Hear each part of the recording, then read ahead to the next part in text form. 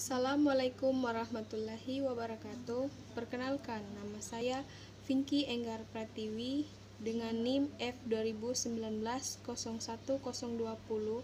kelas C1 Farmasi, program studi S1 Farmasi, Sekolah Tinggi Ilmu Kesehatan Mandala Waluya, Kendari. Untuk memenuhi tugas perkuliahan mata kuliah Farmakoterapi 1, dalam video kali ini saya akan menjelaskan materi mengenai osteoartritis. Untuk lebih mempersingkat waktu, langsung saja saya masuk pada materi. Nah, yang pertama saya akan menjelaskan definisi osteoartritis. Osteoartritis atau yang disingkat dengan OA dalam bahasa Yunani yaitu arton artinya sendi dan itis artinya inflamasi. Atau dalam kata lain, osteoartritis atau disingkat OA merupakan penyakit degeneratif yang berkaitan dengan kerusakan pada kartilago sendi.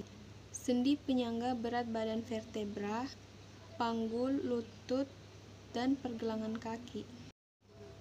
Nah, tadi dalam penjelasan definisi osteoartritis dikatakan bahwa osteoartritis adalah penyakit degeneratif. Nah, teman-teman perlu tahu apa itu penyakit degeneratif. Penyakit degeneratif ialah kondisi di mana sendi terasa nyeri akibat inflamasi ringan yang timbul karena adanya gesekan-gesekan pada ujung-ujung penyusun sendi. Kemudian ada fungsi tulang. Fungsi tulang yang pertama yaitu mendukung jaringan tubuh dan memberikan bentuk tubuh. Yang kedua, melindungi organ tubuh misalnya jantung, otak, dan paru-paru, dan jaringan lunak. Nah, jaringan lunak atau sarkoma adalah jaringan yang menghubungkan struktur dan organ tubuh manusia, contohnya lemak, otot, pembuluh darah, saraf, tendon, dan lapisan tulang sendi. Kemudian fungsi yang ketiga yaitu memberikan pergerakan dalam kurung otot yang berhubungan dengan kontraksi pada pergerakan.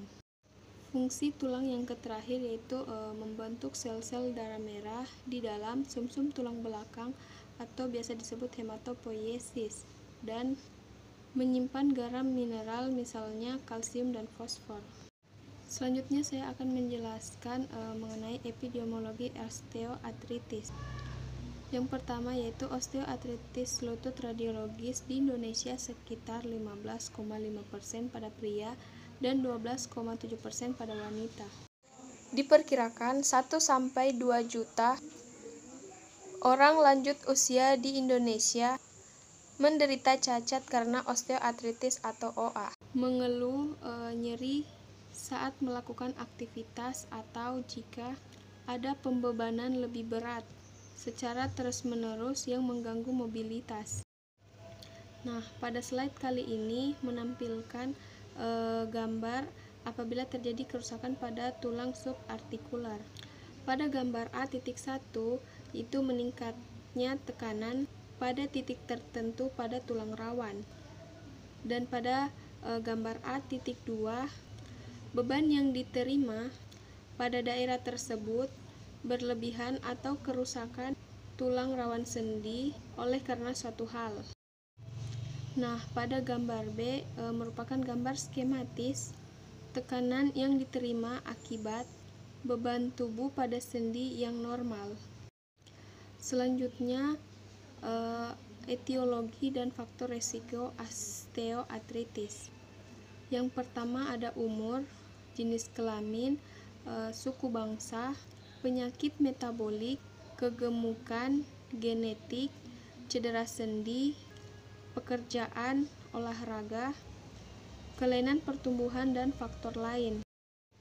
Dari semua etiologi dan faktor resiko pada osteoartritis, pada umumnya semua itu terjadi diakibatkan karena kerusakan pada tulang rawan dan sendi, yang dimana kerusakan ini berkembang seiring dengan berjalannya waktu, yang pada awalnya kondisi ini dimulai saat tulang rawan yang merupakan bantalan pelindung tulang mengalami kerusakan.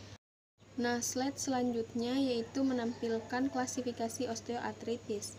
Osteoartritis diklasifikasikan menjadi dua bagian, yaitu osteoartritis primer dan osteoartritis sekunder.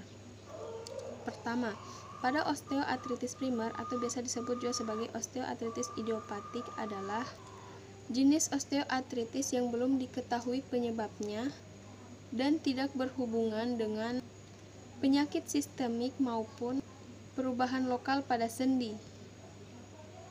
Sedangkan osteoartritis sekunder adalah jenis osteoartritis yang disebabkan oleh penyakit atau kondisi lainnya seperti pada post-traumatik, kelainan kongenital, dan pertumbuhan kelainan sendi dan tulang. Pada genetik, hal ini terjadi karena adanya kelainan genetik dan kelainan pada perkembangan tubuh. Sedangkan pada metabolik disebabkan oleh penyakit metabolik atau sendi, misalnya penyakit ochronosis, akromegali, dan mukopolisakarida. Sedangkan pada trauma terjadi akibat adanya fraktur pada daerah sendi setelah menisektomi, tungkai bawah yang tidak sama panjang, adanya hipermobilitas, instabilitas sendi, ketidaksejajaran dan ketidakserasian permukaan sendi. Sedangkan pada osteonekrosis adalah keadaan patologi yang disebabkan oleh berbagai etiologi yang menyebabkan penurunan suplai vaskular pada tulang subkondral dari kaput femur. Nah, slide selanjutnya menampilkan patologis atau kelainan yang dapat ditemukan. Yang pertama adalah tulang rawan sendi, kedua tulang, yang ketiga membran sinoval, yang keempat kapsul sendi, dan yang kelima badan lepas, keenam efusi, dan yang ketujuh nodus Heberden dan Burkhardt. Nah, slide berikutnya ini menampilkan tentang gejala klinis dari osteoartritis, yang dimana keluhan utamanya ini nyeri pada penopang tubuh, nyeri pada malam hari, dan nyeri ketika bertambah dengan gerakan. Selanjutnya pada slide ini menampilkan tentang gambar radiologis osteoartritis pada jari kaki dan jari tangan. Gambaran radiologis postero-anterior menunjukkan penyempitan ruang sendi interphalangeal, sklerosis subkondral, dan pembentukan osteofit. Selanjutnya gambar pencitraan radiologis sinar X osteoartritis pada pinggul, yang dimana kedua gambar di atas menunjukkan penyempitan ruang superolateral sendi, sklerosis, kista subkondral, dan pembentukan osteofit. Nah, itulah tadi penjelasan mengenai materi osteoartritis. Mohon maaf apabila dalam penyampaian materi tersebut masih banyak kekurangan. Sekian dari saya ucapkan terima kasih. Assalamualaikum warahmatullahi wabarakatuh.